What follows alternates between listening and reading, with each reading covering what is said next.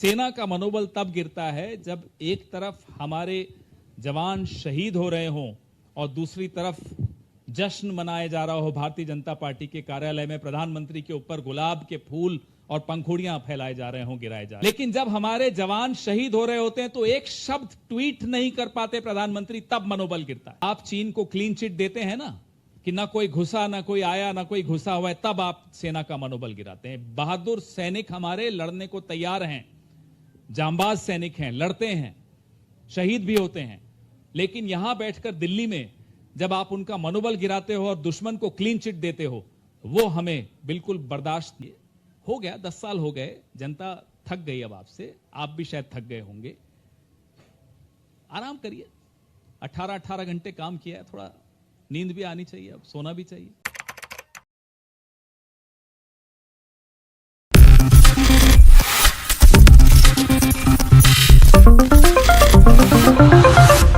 इसको हम सविनय अवज्ञा कह सकते हैं, इसको हम असहयोग आंदोलन कह सकते हैं। हम तो गांधीवादी तरीकों से सिर्फ अपने आप को उस रास्ते से अलग कर रहे हैं। अगर मैं एक रास्ते पे रोज चलता हूं और कोई मुझ पर कचरा फेंकता रहता है तो मैं अपना रास्ता बदलने की स्वतंत्रता रखता हूं। मैं सिर्फ वो स्वतंत्रता को एक्सरसाइज कर रहा हूं, उसके अलावा और कुछ नहीं कर रहे हम लोग।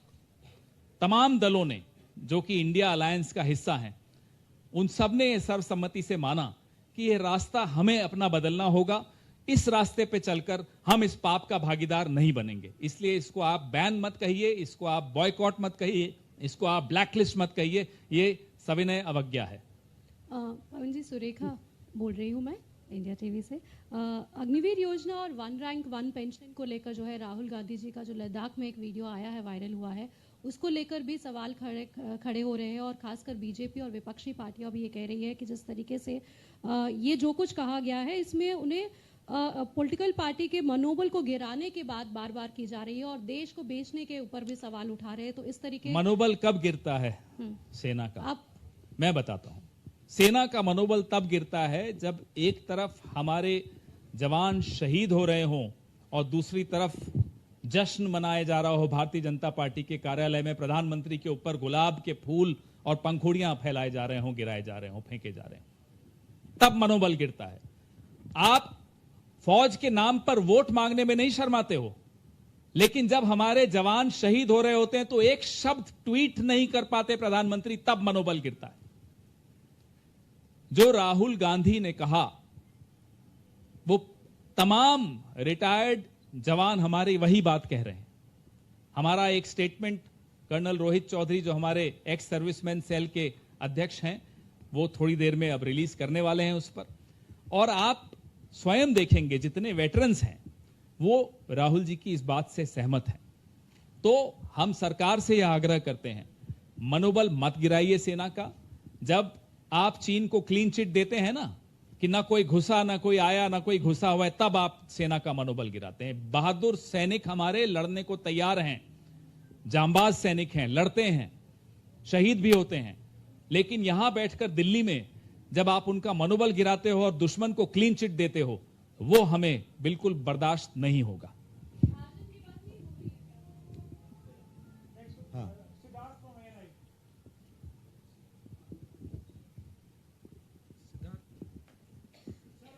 माइक।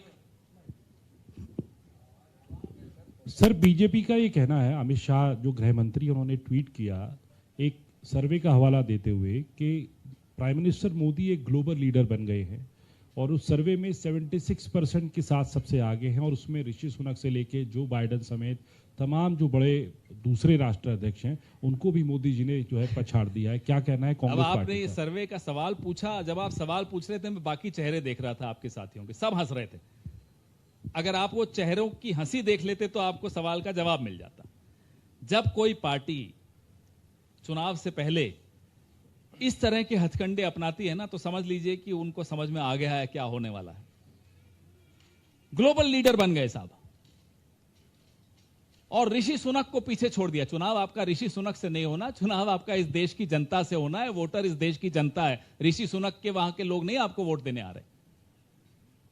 अभी आपने उनका सम्मान किया, आपने तमाम अतिथियों को बुलाया और वो अभी घर पहुंचे, उनका वो उतरा भी नहीं होगा जेटलैग, आप उनका अपमान कर रहे हो कि साहब हमारे नरेंद्र मोदी जी तो ऋषि सुनक से भी आगे हो गए और जो बाइडेन से भी आगे हो गए। अरे साहब, उनसे क्यों मुकाबला कर रहे हो? महंगाई से मुकाबला करो, बेरोजगारी से मुकाबला करो। जो सीमा पार चीन घुसा चला आ रहा है उसका जवाब दो। तो ये हथकंडे दिखाते हैं, दर्शाते हैं कि ऊपर कितनी घबराहट है। गृह मंत्री का यह काम है। अब देश के गृह मंत्री हैं, मणिपुर पे चर्चा करिए। आइए, देश का गृह मंत्री कोई फर्जी सर्वे लाकर ट्वीट कर रहा है कि देखो प्रधानमंत्री ऋषि सुनक से आगे हो गए। अब ये क्या, ये सनक क्या है सुनक से आगे होने की? हमें तो ये नहीं समझ में आ रहा। क्या ऋषि सुनक यहां इलेक्शन लड़ने आ रहे हैं अगली बार 2024 में? प्रधानमंत्री को अब समझ जाना चाहिए। हो गया, 10 साल हो गए, जनता थक गई अब आपसे, आप भी शायद थक गए होंगे। आराम करिए। 18 घंटे काम किया है, थोड़ा नींद भी आनी चाहिए, अब सोना भी चाहिए। पवन जी, रवि त्रिपाठी हूं मैं, इधर से सवाल है। आप बार बार कहते हैं बीजेपी के लोगों को कि वो नफरत फैलाते हैं, लेकिन अनुराग ठाकुर जो केंद्रीय मंत्री हैं वो कह रहे हैं कि आपने तो नफरत का मेगा मॉल खोल रखा है, सनातन धर्म वाले मामले का हवाला देते हुए। क्या कहेंगे इस पे आप? देखिए, इस पर नागपुर में एक आदमी है ना जो रिमोट कंट्रोल लेके बैठते हैं, क्या नाम है, मोहन भागवत। अभी 8 दिन पहले मोहन भागवत ने यही कहा, तब तो अनुराग ठाकुर को आपत्ति नहीं थी। क्या कहा मोहन भागवत जी ने? मोहन भागवत जी ने कहा कि 2000 साल से हमने कुछ लोगों को पाशविक जीवन बिताने पर मजबूर कर दिया, उनका शोषण किया।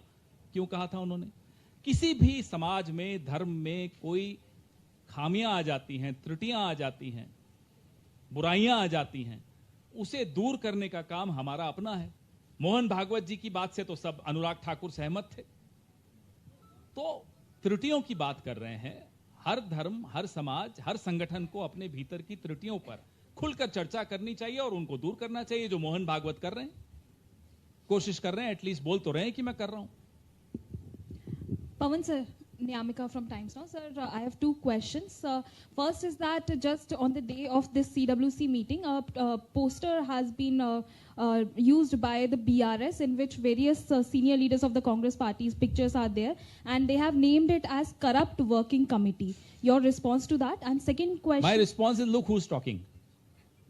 Yesterday we got a breaking news that the daughter of the Chief Minister will be summoned again. We know what's happening where. You come to Hyderabad, you enter Telangana, you start hearing stories of corruption, of land scams, of mega scams in the last 7, 8 years, 9 years. So our limited response is, look who's talking. And if they have the courage, we are ready for a debate on the scams done by the BRS in this state. Sir, and in fact, even outside the state. Sir, my another question is that one of the Sikh boy is being attacked in Canada, and even the India has also taken a very strong stand, and now the FTA has been suspended by India with the Canada because of the repeated pro-Khalistani incidents taking place in Canada. We've been observing the increasing intolerance in Canada against our citizens, against people belonging to the Sikh community, the Hindu community, the Muslim community, but our people. And we hope that the government of India and the MEA will take it up in the strongest possible manner to ensure that the lives and properties are protected of people from India. खेरा साहब, CM साहब की बेटी हैं के कविता, उन्होंने CWC शुरू होने से ठीक पहले उन्होंने राहुल गांधी की कैपेबिलिटी पर सवाल उठाया था, जिसका जवाब कल जयराम रमेश साहब ने दिया कि वो राहुल गांधी की चिंता न करें, ईडी की चिंता करें। उसके बाद कविता जी का बयान आया है कि मैं ये सवाल पूछना चाहती हूँ कि पवन बंसल साहब, खड़गे साहब, राहुल गांधी जी, सोनिया गांधी जी पे जो ईडी के मामले चल रहे थे वो अचानक से स्लो क्यों हो गए? तो क्या कोई मिली भगत है कांग्रेस और बीजेपी? लगता है वो अखबारें नहीं पढ़ती, हो सकता है समय नहीं मिलता हो, व्यस्त रहती हैं आजकल। लगातार हमारे केसेस चल रहे हैं, लगातार हम लोग, आपने तो देखा राहुल गांधी की सदस्यता तक गई वो भी सुप्रीम कोर्ट के माध्यम से वापस स्थापित हुई, तो क्या उन्हें नहीं मालूम कि हम किस तरह का संघर्ष कर रहे हैं? क्या उन्हें नहीं मालूम कि राहुल गांधी को घर से बाहर निकाल दिया गया? क्या उन्हें नहीं मालूम? हिम्मत है उनकी तो हम उनसे 4-5 सवाल पूछेंगे, जवाब देने की हिम्मत है तो बताएं। आज तक हमने नहीं सुना कि गौतम अदानी पर वो एक शब्द बोली हो, बोल भी नहीं सकती।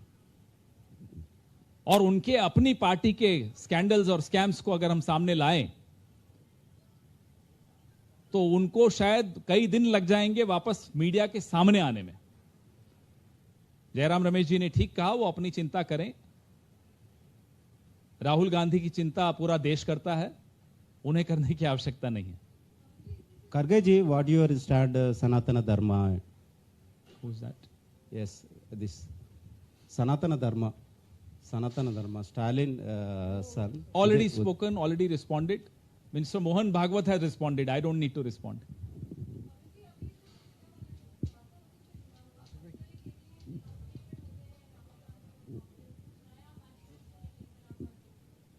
Why is she interested in our manifesto? She should be worried about the non-implementation of her own father's party's manifesto. आप हैं बीआरएस में, चिंता आपको कांग्रेस की हो रही है। अरे तेलंगाना की चिंता करते तो आज ये सब दिक्कत नहीं आ रही होती। आप अपनी पार्टी की चिंता करिए ना, आप तो खुद इलेक्शन हारी हैं। जब आपके पिता मुख्यमंत्री हो तब आप चुनाव हार गई हो, तो आपको तो ज्यादा चिंता होनी चाहिए कि क्यों हारी। आत्मचिंतन करना चाहिए। और जी 2 सवाल हैं। एक तो ये कि जो कांग्रेस कार्य समिति की बैठक बहुत दिनों बाद दिल्ली से बाहर एक बड़े पैमाने पर हो रही है, इसका थीम क्या है जनता के सामने, ये बताना चाहिए। देखिए साहब, थीम बड़ी स्पष्ट है। हम जनता की लड़ाई लड़ रहे हैं, वो सत्ता की लड़ाई लड़ रहे हैं। उन्हें सत्ता की लड़ाई मुबारक हो, जनता जो चाहती है हम वो कर रहे हैं। थीम बड़ी स्पष्ट है, भारत जुड़ेगा, इंडिया